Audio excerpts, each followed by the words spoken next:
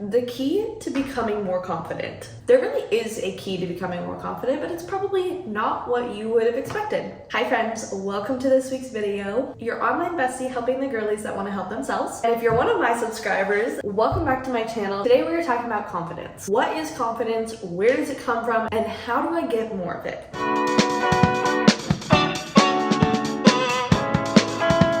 These are probably the three most asked questions regarding confidence, and I'm going to break each of them down, giving you the tea on each of them, and then spilling the secret to gaining more confidence. First, let's talk about why we desire confidence so much, and some places that it would be useful to have. I think that we all agree that feeling insecure sucks, right? It's really wild to me that they don't teach about confidence more to kids, and maybe they do, but they don't teach it well enough. No one truly breaks down what confidence is and why we desire it so much. Have you ever heard the phrase, fake it till you make it? I hate that phrase, like, so much. I genuinely try to not ever use it because it's just bullshit. No one ever wants to fake the confidence until they make it because that's just not how it works. I think it's phrases like that that lead me to believe that confidence isn't something that's ever really been taught, and we are just told to have it. When you look at someone who moves with confidence, you desire to be as fluid as them because it looks really easy. It just looks really nice to be able to move so fluidly within your day and not have to worry or overthink our insecurities. So some places that it would be really nice to have confidence or be taught confidence is in school, in sports, especially sports like dance and cheerleading where you're just supposed to have it on the floor, in debate classes, while public speaking or giving presentations at the gym, in your body, in an interview, and in an audition. I'm sure that you have your own places where you would like to be a little bit more confident in, and that is why you're watching this video today. So let's break down what confidence is. Confidence is the feeling of being sure of your own abilities. Not in an arrogant way,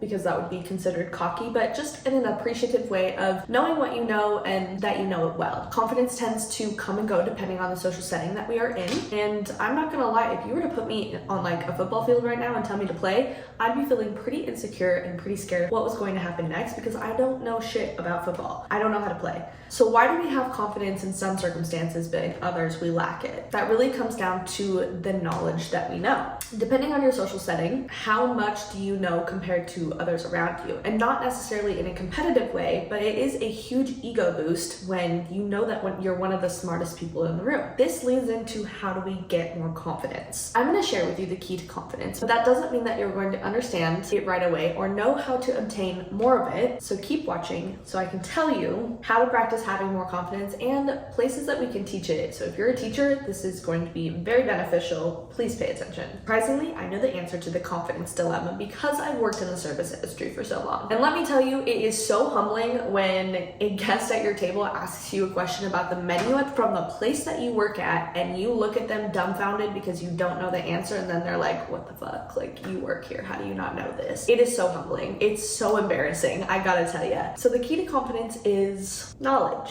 I've literally been saying it this whole time, but it's lack of knowledge in social settings that seems to make us really nervous and insecure. Think about it. If you know so much about a certain topic, and I'll give the example of cats. Say if you were invited to give a presentation to a bunch of veterinarian students about cats because you knew so much about cats and you were the smartest person in the room when it comes to cats, but you didn't really know how to express your feelings or your knowledge about them clearly. You're not really great at technology, so your presentation is lacking in some areas, which makes you feel a little less confident, and you have a really hard time conversing with a group of people or making a speech in front of multiple people without it getting really awkward. You may know a lot about cats, but you lack the knowledge of a good conversation. So I guess I should say the key to confidence is the knowledge of good conversation. It's really funny how uncomfortable we get when we're supposed to talk to someone about something that we really don't know a lot about because we were never taught the skills to have that conversation in the way that it would flow nicely and not feel forced or awkward. I'm going to give you the turning points in my life that allowed me to move with confidence in any circumstance I am in and why. The first being how to talk to someone someone over the phone. And no, not to my besties, but to literally any random stranger. I no longer have to depend on my mom to make my doctor's appointments or ask my dad to help me call my renter's insurance so I can get a copy of my policy for my apartment. And this is because I worked at the Cheesecake Factory. It sounds really stupid, but genuinely working in the service industry, it's so beneficial in so many different ways. And the first thing is how to have a conversation with literally anybody. When I was working at the Cheesecake Factory in Boise, it was one of my first official jobs, and I worked in the bakery. I started as a baker, and if you didn't know, there are two positions behind there. There's baker and cashier. The baker is responsible for putting the cheesecake in the little to-go containers as well as the plates to be either handed off to the server or the cashiers. You're taught how to prep all of the berries for the multiple different desserts that require it. You're taught how to make coffees. You're taught how to organize the freezer. But what you were not really taught, well, I wasn't, was how to talk on the phone. They were supposed to teach me, but as a baker, you just don't really deal with the phone, and it's better if the cashier deals with it anyways. The one time I was working in the bakery and the cashier was over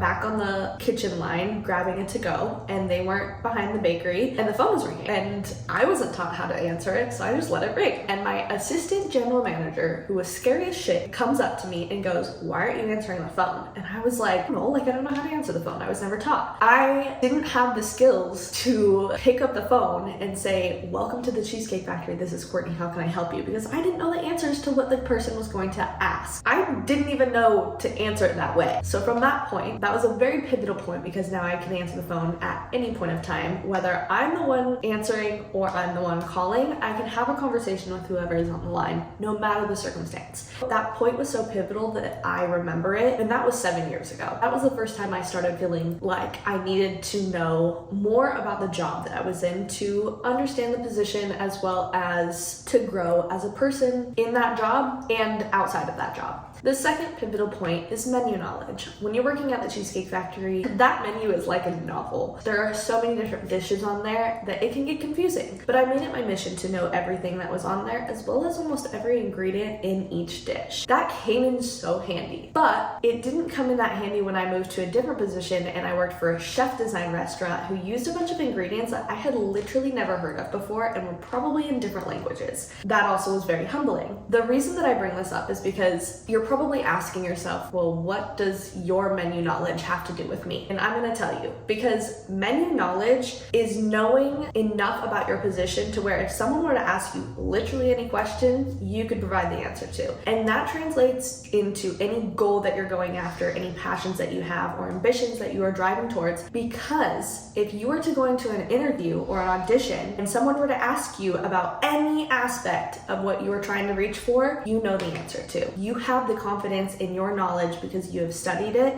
you have taken the time to learn whatever that you can about your position, and you can move with confidence in that interview and audition and therefore nail it.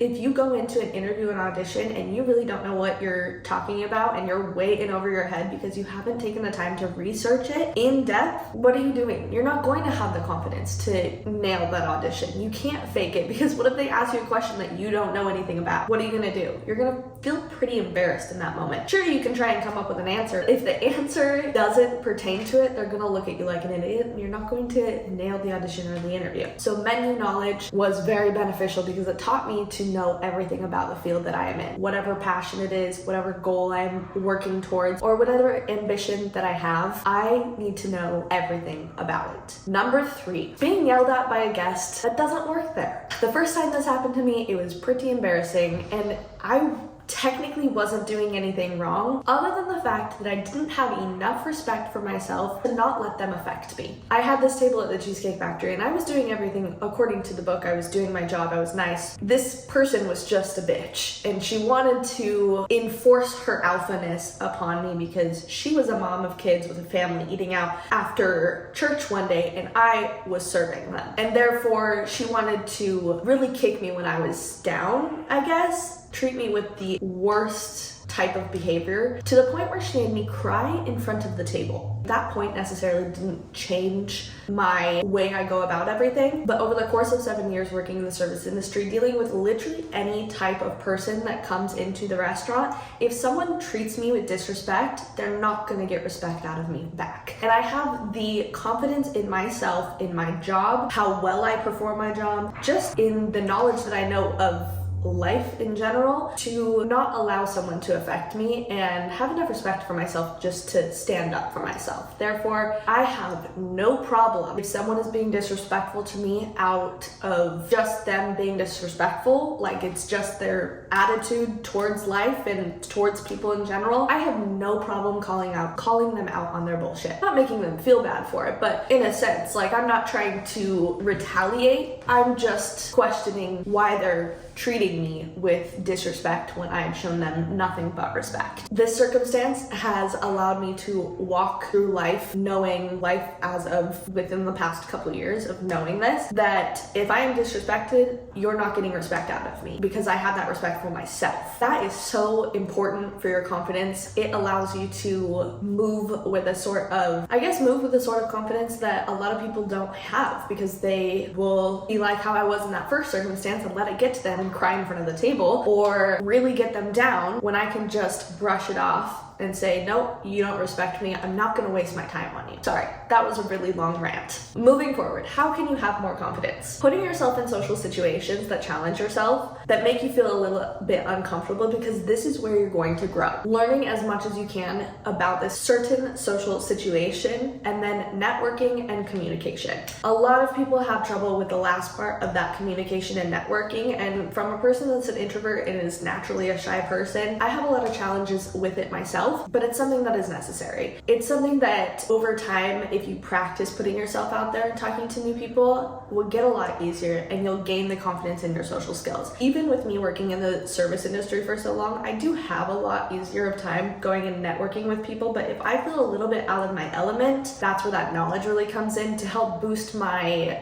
self-esteem and really be able to disregard any insecurities I have about talking to people so that I can network an easier way. I am going to give you an example though about how to improve your good conversational skills and knowledge to become more confident in literally anything that you do. I'm gonna give you a pretty controversial example, and because it is so different for everyone. I don't believe that there is one person on this planet that is completely comfortable and in love with their body. So we're going to be talking about confidence in your body. Everybody has their insecurities. It is your choice if you care to do something about it or not. In this particular example, I'm going to be talking about weight loss and weight gain because it's something that you can change for the most part. Despite if you have like any health issues that you're battling, obviously consult a doctor on the way that you're going to go about it. But other than that, it's a pretty straight path on getting body goals and aligning with them. It doesn't even have to be for the physical eye, but it could be something that you want to be able to just like support your body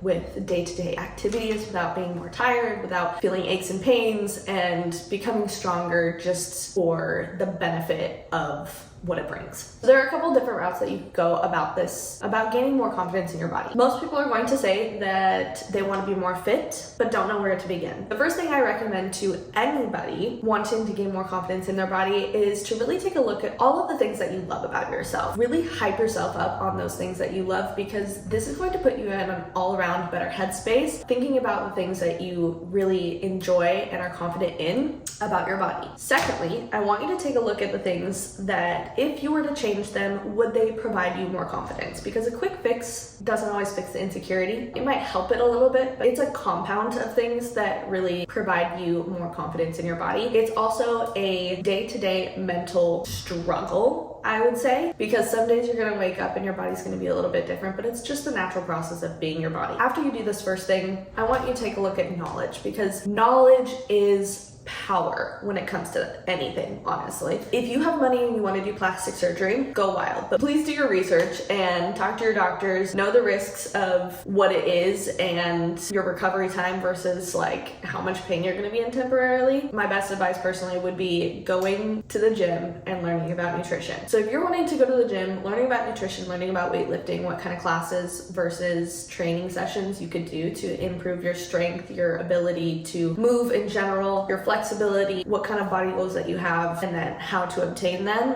It really is gym and nutrition. How you'd go about that is you would walk into a gym, any gym, depending on your price range, ask them about a membership. They'll probably sit you down with a membership advisor or a salesperson of some sort, talk to you about what they provide at the gym. If that aligns with of what your goals are. If you like certain classes or you want to get into like Pilates, make sure that they have a Pilates class that you could go to. Things like that. Then is to ask about training. I highly recommend a personal trainer because it is their job to have so much knowledge to provide to you, and it is your job to take that knowledge and maintain it. See if you would do a session with them, ask how much pricing is for like multiple sessions with them, because there is so much knowledge and so many different ways about it. Ask them questions about what you can do to get to certain goals, and maybe they could recommend nutrition advice too if they like fit in that category and they're knowledgeable about that. Or you could just go out and seek a nutritionist to talk to, because as much as it is to be active, you also have to treat your body with the right foods to have that activity. Asking a nutritionist for the best eating habits that you should partake in and the worst eating habits that you should avoid, and then practice all of this until it's like second nature. You've got it down, you know how to maintain it. It's an everyday habit that you know how to do. This can literally be applied to anything, anywhere in your life. So it could be a job, it could be getting into a field, it could be getting into school, it could be getting into a sport. Literally anywhere, this type of practice or like that set of steps to get into something could be applied. You just have to do your research on who you need to talk to. Wouldn't it be neat though if they taught us this stuff from the get-go? Some areas we could be taught confidence while growing up. If you're a teacher of some sort, please pay attention. Number one, nutrition in schools. Stop teaching about the pyramid of food because it's not accurate. You should be teaching about what foods do what things to different type of bodies. For example, if you're a vegetarian and you need to get more protein, you can get it this way, but just so you know that these proteins have more carbs and could affect your body in this way. An example like that, learning about mental and physical health, learning about what foods that could provide what nutrients if your body is lacking this nutrients, how to find that you're missing that nutrients, what kind of symptoms that shows if you are missing a nutrient, things about taking your vitamins, where you could get your vitamins from, what are the best type of vitamins to take, what are things that most humans are lacking, how to stay hydrated, how to deal with being diabetic. Instead of just teaching about the pyramid, about what you should eat for one body type that has nothing to do with any type of like health goals or physical health goals or relating to the gym in any sort, could lower the statistics of how many people go through eating disorders in their teenage years and in their 20s. It would change the way people have a food relationship so much. And I mean, it's really frustrating that we don't do that already, and I know a lot of it has to do with the government in general and then the way that certain countries are producing their food, but it sucks. Like, we would have such a lower eating disorder rate if we would just teach about food the correct way. And a lot of people don't understand the correct way. So learning about food provides us the confidence in our body to be able to nourish it the correct way and properly go about our lives with it. The next topic of where we could change and teach more about something to provide a confidence in ourselves is weightlifting, stretching, and taking care of our bodies to support us through life. If you teach anatomy or health or even gym/PE, practicing movements that correlate with each muscle and why, and then how to do them properly, providing knowledge on what happens to your body over time if you don't take care of it or don't stretch properly or take care of it properly. Things like this would prevent a lot of injuries in sports and just your average Joes, honestly, because we should be stretching on a day-to-day basis, but how to stretch? Like, I was a dancer growing up and they taught us a stretch routine, kind of, that pretty much every dance class does when you're stretching. Well, I didn't learn until late high school that you're not supposed to deep stretch before you work out. You're supposed to dynamic stretch. All the information they gave us on that was because you can pull a muscle. They didn't tell us why you could pull a muscle if you didn't dynamic stretch. They just told us it. And I think that is such a disservice that they're doing for us, because they're not teaching us about our bodies and the way that it works in order to perform its best in any aspect of life. And that's just insane to me. Really irks me. It would provide so much clarity on how we feel in our body and that we don't get as uncomfortable in our body, or if we do have an injury, how to treat it correctly, how to avoid injuries. It would help so much. Plus, I see so many people out of high school think that they know so much about weightlifting and then they go in the gym and they hurt themselves almost permanently. Next is debate classes or learning how to give presentations, because we are taught how to give presentations. Actually, we're not really even taught how to give presentations. We just are told that we have to give presentations for almost our entire K through 12 schooling year. 3 of the most important passing grades are what my school called was PACE or senior project. And you do it in like 5th grade, 8th grade, and your senior year. And it's so that you can go on to the next level of classes. It's really crazy that we don't teach about confidence or how to have confidence in a presentation. Little things that we're not supposed to do, like nervous tics. We get yelled at or docked on, but we don't teach about how to not have those nervous tics. And something that I think that would provide a lot of stability to have confidence is making students do a presentation about who they are regularly. This allows them to speak about themselves, which is a topic that they know, in front of their peers on a regular basis, so that they get comfortable talking in front of people about something that they know, rather than talking to people about something that they don't know and have to memorize, and then being worried about tripping over or forgetting your words within a speech. Like, that just causes an absurd amount of anxiety that just could be completely avoided if they regularly practice talking about themselves. I don't even remember any speeches that I actually gave in my debate speech class when I was like, I think it's your junior year. I just know that I was so nervous to speak in front of people because I was a shy kid and my crush was in that class, and so of course I don't want to mess up in front of him. That's so embarrassing. I don't even remember any of the speeches that we actually gave because they were not important. I would have remembered if it was something about myself, because I wouldn't have cared as much. Like, it would have been easy to go up there and be like, yeah, my name is Courtney, I like to dance, blah blah blah. And you could even go where, like, every month or every 2 weeks or something, have a sheet of paper handed out by the teacher and keep it different every 2 weeks, and basically create a speech off of yourself by answering the questions that they're asking, and then go up and talk about yourself. That's really easy to remember, and it gets rid of this nervous setting of going up talking about something that you really don't know about. Therefore, it gives you more confidence while speaking in public. And then lastly, my suggestion would be talking groups. Like, assign talking groups and have it happen K through 12, doesn't matter what class, and have it be like the first 10 minutes of class. I'm gonna use high school for an example here, because being a shy kid is so hard. It's really, really hard to make new friends. And like, I'm gonna give the example of a history high school class, because my classes in high school were an hour and 45 minutes long. First of all, there are studies shown that listening to a lecture for long periods of time is the worst way to teach something possible. And it's so crazy to me that they give out those like tests so often in school to learn what kind of learner you are. I'm definitely a bodily kinesthetic learner. I know that for 100%, because if I do something, I learn it way faster than if someone's just telling me about it. In history, I was terrible at history, but it was really hard for me to not cheat, because I didn't know what I was doing, but I wanted to get a good grade. And as many times as I could study a book, I just really didn't understand it. There were so many people, so many events that was happening, and just the way that it was taught didn't correlate to my learning abilities, and that was really frustrating. I didn't feel like I could ask my neighbor for help or any other students in my class if I didn't have friends, because I felt like that was embarrassing. I didn't know how to ask in a way that didn't make me feel embarrassed or make me look like I'm stupid, and that's a terrible feeling when you're in high school. It's a terrible feeling in general, but when you're in high school going through so many insecurities, that could be avoided if classes just did a 10-minute talking group. And what I mean by this is that, like, maybe every 2 weeks you get a different seating chart when you're walking into class, and so you get to your seat and you have a prompt to do every day or every other week or something, like once a week, twice a week, whatever it is. Anytime you're in that class, you could go in, sit with your assigned group and have a prompt, and then get to talk to everyone in that group about whatever prompt, and have the prompt be something not related to whatever the class is, but have it be outside of your life. It could be, what's your fondest memory? What's your favorite